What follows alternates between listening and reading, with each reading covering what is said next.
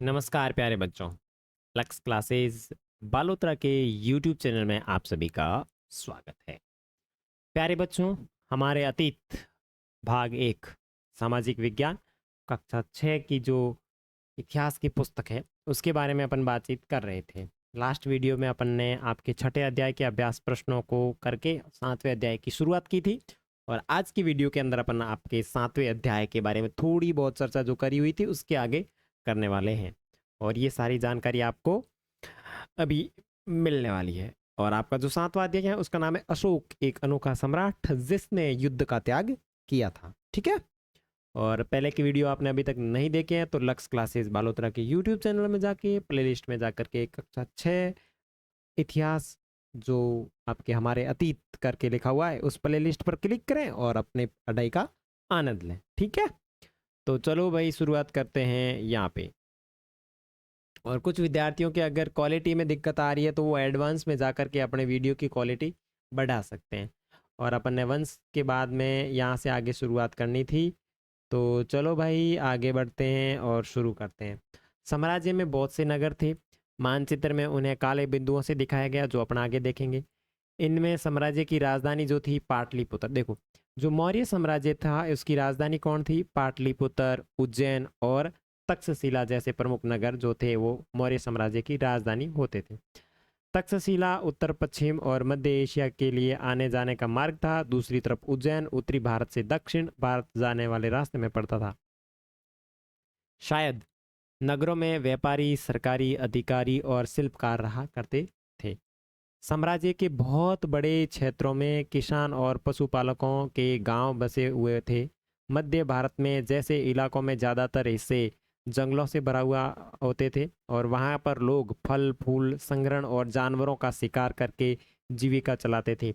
साम्राज्य के अलग अलग इलाकों में लोग भिन्न भिन्न, आगे पढ़ेंगे इसको, हाँ, भिन्न भिन्न भाषाएं बोलते थे। वे लोग शायद अलग अलग प्रकार का भोजन करते थे और यहाँ तक कि अलग अलग किस्म की पोशाक भी पहनते थे। तो थोड़ा बहुत इधर देख लेते हैं। देखो, जिन जगहों पर अशोक के शिलालेख मिले हैं उन्हें लाल बिंदुओं से दिखाया गया है और ये सारे इलाके साम्राज्य के भीतर थे। और उन देशों के नाम बताओ जहाँ अशोक के अभिलेख मिले हैं। भारत के कौन से राज्य मौर्य साम्राज्य से बाहर थे? देखो, जहाँ से अशोक के साम्राज्य के जो शिलालेख है, देखो शिलालेख का मतलब क्या है? शिला जो होता है इसका मतलब होता है पत्थर। पत्थर पर अंकित जो चीजें होती थी उसे बोला जाता था शिलालेख। पत्थर यानी शिलालेख का मतलब है पत्थर। पत्थर का मतलब समझते हो? भाटा। भाटा, भाटे के ऊपर कोई भी चीज लिख दी जाती थी उसे शिलालेख कहा जाता था। ठीक है ना? जैसे ये रेड रेड जो है ना, कंधार में शिलालेख था। लंपक, ये देखो शाहबाजगढ़ी, मंदेसरा, ये यहाँ पे सारे की सारे जगह से अशोक के शिलालेख मिलते हैं। तो आप मान सकते हैं कि अशोक जो था कितना शक्तिशाली शासक था। ठीक है ना? और ये देखो, ये महत्वपूर्ण नगर कौन कौन से नगर है। देखो, उस समय कौन कौन महत्वपूर्ण नगर था? उज्जैन महत्वपूर्ण नगर था, पाटलिपुत्र महत्वपूर्ण नगर था और तक्षशिला महत्वपूर्ण नगर हुआ करते थे। और बाकी जितने भी ये रेड रेड वाले दिख रहे हैं ना, यहाँ पे क्या होता था? यहाँ पे अशोक के अभिलेख प्राप्त हुए हैं, यानी अशोक के जो शिलालेख और अभिलेख होते थे ना वो यहाँ से प्राप्त हुए हैं। तो इसका मतलब ये है कि अशोक का पूरे भारत के ऊपर शासन था। ठीक है, ओके, आगे बढ़ते हैं। राज्य साम्राज्य से कैसे भिन्न है? देखो, चूंकि साम्राज्य राज्यों से बड़े होते थे और उनकी रक्षा के लिए बड़ी सेनाओं की जरूरत होती थी, इसलिए सम्राटों को राजाओं की तुलना में ज़्यादा संसाधनों की जरूरत होती थी। इसी कारण उन्हें बड़ी संख्या में कर इकट्ठा करने वाले अधिकारियों की भी जरूरत होती थी। तो राज्य छोटे होते थे और साम्राज्य बड़ा होता था, इसलिए कहा जाता है अशोक का साम्राज्य।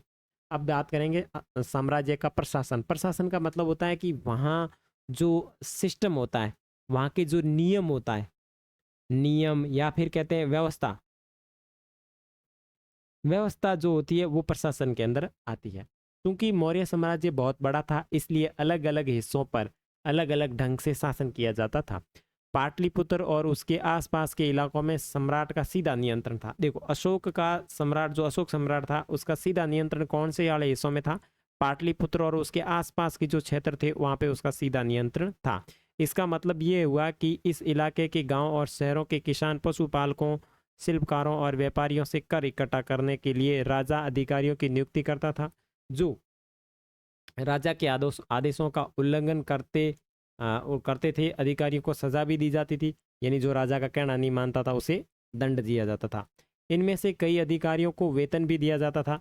संदेशवाहक एक जगह से दूसरी जगह घूमते रहते थे और राजा के जासूस अधिकारियों के कार्यकलाप पर नजर रखते थे, और इन सब के ऊपर सम्राट था, जो राजा परिवार एवं वरिष्ठ मंत्रियों की सहायता से सब पर नियंत्रण रखता था। मौर्य साम्राज्य के भीतर कई छोटे छोटे क्षेत्र या प्रांत थे। इन पर तक्षशिला या उज्जैन जैसी प्रांतीय राजधानियों से शासन किया जाता था। कुछ हद तक पाटलिपुत्र से इन क्षेत्रों पर नियंत्रण रखा जाता था, और अक्सर राजकुमारों को वहाँ का राज्यपाल यानी गवर्नर बना कर भेजा जाता था। लेकिन ऐसा लगता है कि इन जगहों पर स्थानीय परंपराओं और नियमों को ही माना जाता था। प्रादेशिक केंद्रों के बीच विस्तृत क्षेत्र थे।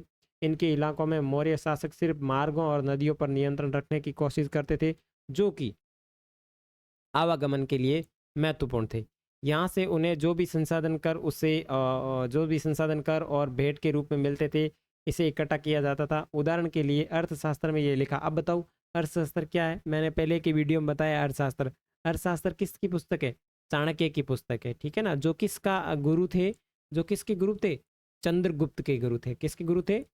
चंद्रगुप्त। जो किसके दादा हैं? अशोक के दादा हैं, ठीक है ना।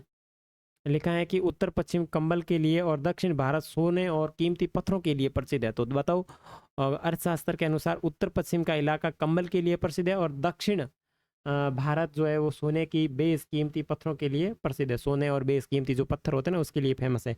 संभव है कि संसाधन नजराने के रूप में इकट्ठे किए जाते थे। अब नजराना क्या होता है? जहाँ कर नियमित ढंग से इकट्ठे किए जाते हो वही नजराना है। अनियमित रूप से जब भी संभव हो इकट्ठा किया जाता था।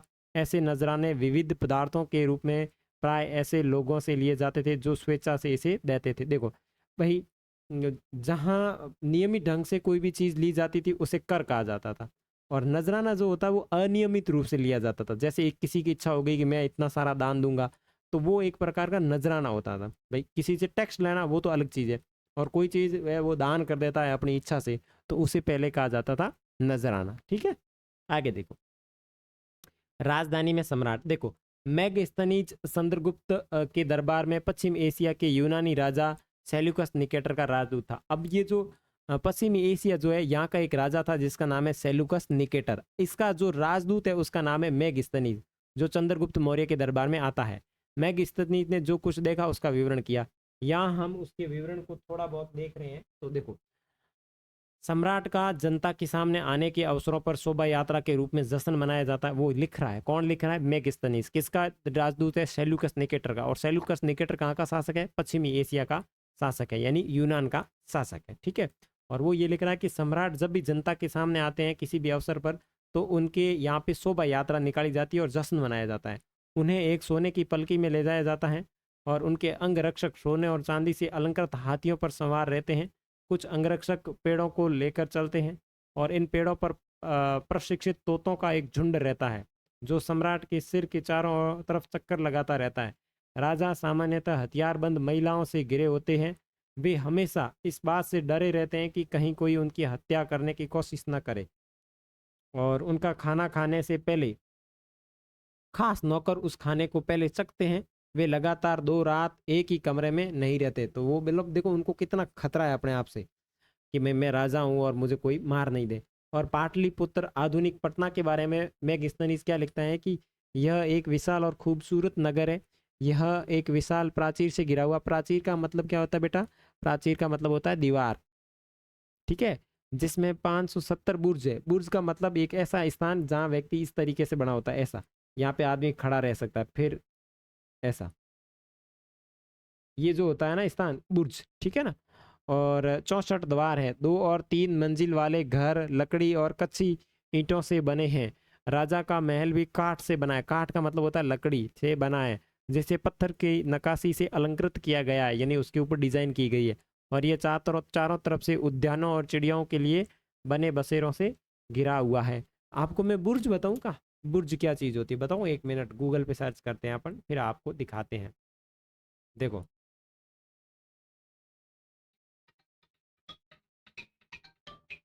बुर्ज,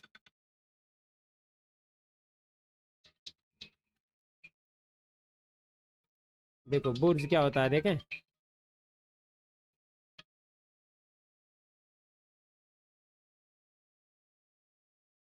ये तो आपकी बुर्ज खलीफा आ गई। अभी इतिहास के अकॉर्डिंग अलग चीज होती है, वो देखते हैं। तो ये इस तरीके से यहाँ साम्राज्य उनका बना हुआ था, ठीक है। अब देखते हैं आगे।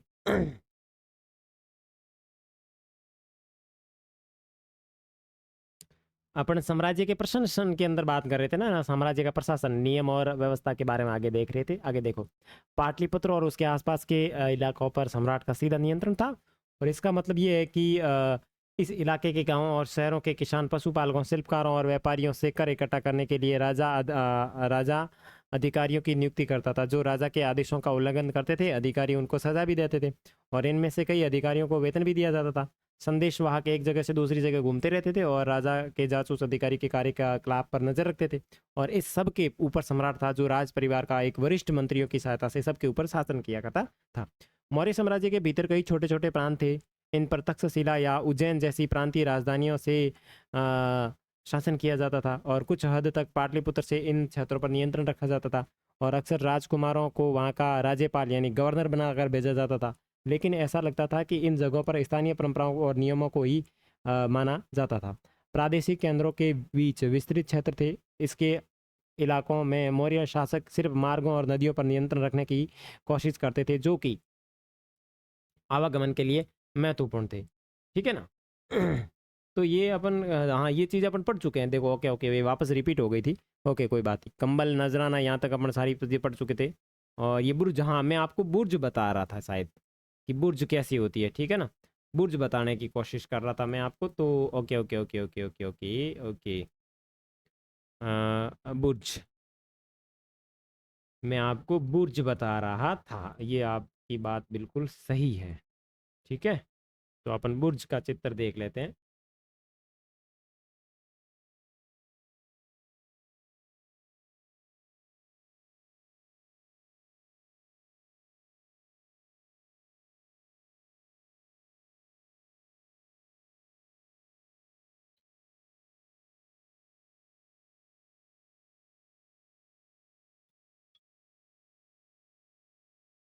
हाँ आपको वो बताना था बुर्ज किस तरीके से दिखता है।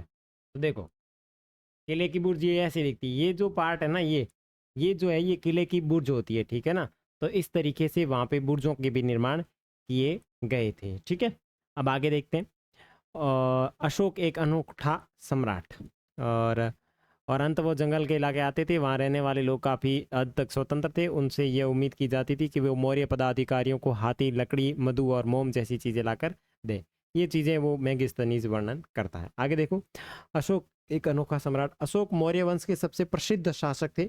अब देखो, जो अशोक था वो मौर्य वंश का सबसे प्रसिद्ध शासक था, और वह ऐसे पहले शासक थे जिसने अभिलेखों द्वारा जनता तक अपने संदेश पहुंचाने की कोशिश की।